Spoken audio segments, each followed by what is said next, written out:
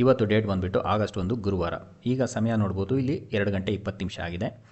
ನನಗೆ ಅರೌಂಡ್ 600 ಚಿಲ್ಲರೆ ಲಾಸ್ ಆಗ್ತಾ ಇದೆ. ಇದು ನನ್ನ ಪೊಸಿಷನಲ್ ಟ್ರೇಡ್ ಪ್ಲಸ್ ಇಂಟ್ರಾಡೇ ಎರಡೂ ಇದೆ. ಹಾಗೆ ಡೇ ಹಿಸ್ಟ್ರಿನಲ್ಲಿ ಬಂದರೆ ನೋಡಿ, ಇಲ್ಲಿ 900 ಚಿಲ್ಲರೆ ಲಾಸ್ ತೋರಿಸ್ತಾ ಇದೆ. ಸೊ ಆದರೆ ನನಗೆ ಓವರಾಲ್ ಲಾಸ್ ಆಗ್ತಾ ಇರೋದು ಬರೀ 600. ಬೇಸಿಕಲಿ ಇದು ಏನು ಹೇಳ್ತಾ ಇದೆ ಅಂದರೆ, ನಾನು ನೆನೆ ಪೊಸಿಷನಲ್ ಟ್ರೇಡ್ ನೋಡಿದ್ನಲ್ಲ, ಅದನ್ನು ನಾನು ಚೇಂಜ್ ಮಾಡದೆ ಹೋಗಿದ್ದರೆ ಇನ್ನೂ ನಾನು 300 ರೂಪೀಸ್ ಪ್ರಾಫಿಟಲ್ಲೇ ಇರ್ತಾ ಇದೆ, ನನಗೆ ಈ ಲಾಸ್ ಆಗ್ತಾ ಇರಲಿಲ್ಲ ಅಂತ ಅದು ತೋರಿಸುತ್ತೆ. ಬೇಸಿಕಲಿ ನಾನು ಪೊಸಿಷನಲ್ ಟ್ರೇಡ್ನ ಯಾಕೆ ಚೇಂಜ್ ಮಾಡಬೇಕಾಗಿತ್ತು, ಏನು ತೊಗೊಂಡಿದ್ದೆ ಅದನ್ನು ಡಿಸ್ಕಸ್ ಮಾಡೋಣ. ಅದನ್ನು ಅರ್ಥ ಮಾಡ್ಕೋಬೇಕು ಅಂದರೆ ನಾವು ಚಾರ್ಟ್ ನೋಡಬೇಕು.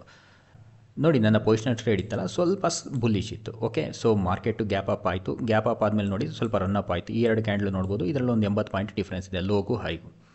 ಸೊ ಈ ಬುಲ್ಲಿಶ್ ಟ್ರೇಡ್ ತೊಗೊಂಡಿದ್ದಲ್ಲ, ತುಂಬ ಜಾಸ್ತಿ ಹೋದ್ರೂ ಅದರಲ್ಲಿ ಲಾಸ್ ಆಗ್ತಾಯಿತ್ತು. ಲಾಸ್ ಇದೆಯಲ್ಲ ತುಂಬ ಕಡಿಮೆ, ಆದರೆ ಸ್ವಲ್ಪ ಮೇಲ್ಗಡೆ ಹೋದರೆ ನನಗೆ ಪ್ರಾಫಿಟ್ ಆಗ್ತಾಯಿತ್ತು.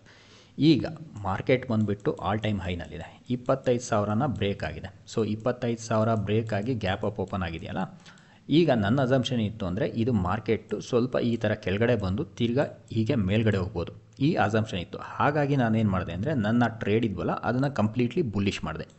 ಅಂದರೆ ನನಗೆ ಮಾರ್ಕೆಟು ಮೇಲ್ಗಡೆ ಹೋದರೆ ಪ್ರಾಫಿಟ್ ಆಗಬೇಕು.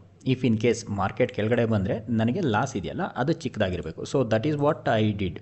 ಇದ್ರದ್ದು ಪೇ ಆಫ್ ಡಯಾಗ್ರಾಮ್ ಬಂದುಬಿಟ್ಟು ಈ ಥರ ಇದೆ. ಇಲ್ಲಿ ನೋಡಿ, ಇದರಲ್ಲಿ ನನಗೆ ಕೆಳಗಡೆ ಹೋದರೆ 700 ರೂಪಾಯಿ ಲಾಸ್ ಆಗುತ್ತೆ. ಇದರಲ್ಲಿ ಮ್ಯಾಕ್ಸಿಮಮ್ ಪ್ರಾಫಿಟ್ ಇದೆಯಲ್ಲ, ಮ್ಯಾಕ್ಸಿಮಮ್ ಪ್ರಾಫಿಟ್ ಬಂದುಬಿಟ್ಟು 20,000 ಚಿಲ್ಲರೆ ಇದೆ. ಅಫ್ಕೋರ್ಸ್ ಈ ಥರ ಟ್ರೇಡಲ್ಲಿ ನಮಗೆ ಮ್ಯಾಕ್ಸಿಮಮ್ ಪ್ರಾಫಿಟ್ ಸಿಗಲ್ಲ.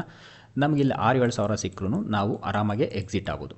ಹಾಗೆ ಇದ್ರ ಬ್ರೇಕ್ ಇವನ್ ನೋಡಿ, ಬ್ರೇಕ್ ಇವನ್ ಎಷ್ಟು ಪಾಯಿಂಟ್ ಇತ್ತು, ಅರೌಂಡ್ 260-270 ಪಾಯಿಂಟ್ ಇದೆ. ಓಕೆ, ಮಾರ್ಕೆಟು ಗ್ಯಾಪ್ ಅಪ್ ಆಗಿತ್ತಲ್ಲ, ಗ್ಯಾಪ್ ಅಪ್ ಆದಾಗ ಇನ್ನೊಂದು 50 ಪಾಯಿಂಟ್ ಮೇಲ್ಗಡೆ ಹೋಗಿ ಅಲ್ಲಿ ಸಸ್ಟೇನ್ ಆಗಿದ್ದರೆ ನಮಗೆ ದೊಡ್ಡದಾಗಿ ಪ್ರಾಫಿಟ್ ಆಗಿರೋದು. ಆಫ್ಕೋರ್ಸ್ ಮಾರ್ಕೆಟ್ ಗ್ಯಾಪ್ ಅಪ್ ಆಯಿತು, ಅದಾದ ನಂತರ ನಿಧಾನಕ್ಕೆ ಕೆಳಗಡೆನೇ ಹೋಯಿತು. ಇದರಿಂದ ನೋಡಿ ನಮಗೆ ಲಾಸ್ ಆಗ್ತಾಯಿದೆ. ಆದರೆ ಲಾಸ್ ಎಷ್ಟಾಗ್ತಾ ಇದೆ, ಇದರಲ್ಲಿ ಮ್ಯಾಕ್ಸಿಮಮ್ ಲಾಸ್ ಇರೋದು ನಂಗೆ ಡೌನ್ ಸೈಡು 700 ಚಿಲ್ಲರೆ. ಓಕೆ, ಇದರಿಂದ ನೀವೇನು ಅರ್ಥ ಮಾಡ್ಕೋಬೋದು ಅಂದರೆ, ನೋಡಿ ಎಲ್ಲ ಟ್ರೇಡಲ್ಲೂ ನಾವು ಪ್ರಾಫಿಟ್ಟು ಮಾಡೋದಕ್ಕಾಗಲ್ಲ, ನಮಗೆ ಲಾಸ್ ಆಗೋದು ಖಂಡಿತ. ಓಕೆ, ಕೆಲವು ಟ್ರೇಡಲ್ಲಿ ಲಾಸು ಆಗುತ್ತೆ. ಇಲ್ಲಿ ನೀವೇನು ಅರ್ಥ ಮಾಡ್ಕೋಬೇಕು ಅಂದರೆ, ನಮಗೆ ಲಾಸ್ ಆದಾಗ ಚಿಕ್ಕದಾಗಿರಬೇಕು, ಆದರೆ ಪ್ರಾಫಿಟ್ ಆದಾಗ ನಿಮಗೆ ಅದು ದೊಡ್ಡದಾಗಿರಬೇಕು. ಅಂದರೆ ರಿಸ್ಕ್ ರಿವಾರ್ಡು ಚೆನ್ನಾಗಿರಬೇಕು. ಈ ಉದಾಹರಣೆಯಲ್ಲಿ ನಾನು 700 ರೂಪಾಯಿ ಕಳ್ಕೊತಾ ಇದ್ದೀನಿ. ಇಫ್ ಇನ್ ಕೇಸ್ ಮಾರ್ಕೆಟ್ ಏನಾದ್ರು ಅಲ್ಲೇ ಸಸ್ಟೈನ್ ಆಗಿದ್ದರೆ ಅಥವಾ ಇನ್ನೊಂದು 50 ಪಾಯಿಂಟ್ ಮೇಲ್ಗಡೆ ಹೋಗಿದ್ರೆ ನಮಗೆ ದೊಡ್ಡದಾಗಿ ಪ್ರಾಫಿಟ್ ಆಗಿರೋದು. ನೋಡಿ, ನಾವು ಟ್ರೇಡ್ ತೊಗೊತೀವಲ್ಲ, ಅದರಲ್ಲಿ ಒಂದೇ ನಮ್ಮ ಕೈಯಲ್ಲಿರೋದು ಅದೇನು ಅಂದರೆ ಲಾಸು. ನಾವು ಎಷ್ಟು ಲಾಸ್ ತೊಗೊತೀವಿ ಅನ್ನೋದು ನಾವು ಡಿಸೈಡ್ ಮಾಡ್ಕೋಬೋದು. ಏನಕ್ಕೆ ಅಂದರೆ, ನಮಗೆ ಜಾಸ್ತಿ ಲಾಸ್ ಆದಾಗ ನಾವು ಟ್ರೇಡ್ನು ಕಟ್ ಮಾಡ್ಬೋದು. ಪ್ರಾಫಿಟ್ ಇದೆಯಲ್ಲ, ಪ್ರಾಫಿಟ್ ಇಷ್ಟೇ ಬರಬೇಕು ಅಂತ ನಮ್ಮ ಕೈಲಿರಲ್ಲ, ಅದು ಮಾರ್ಕೆಟ್ ಕೈಲಿರುತ್ತೆ. ಹಾಗಾಗಿ ನೀವು ಲಾಸ್ನ ಕಂಟ್ರೋಲ್ ಮಾಡ್ಕೊಳ್ಳಿ.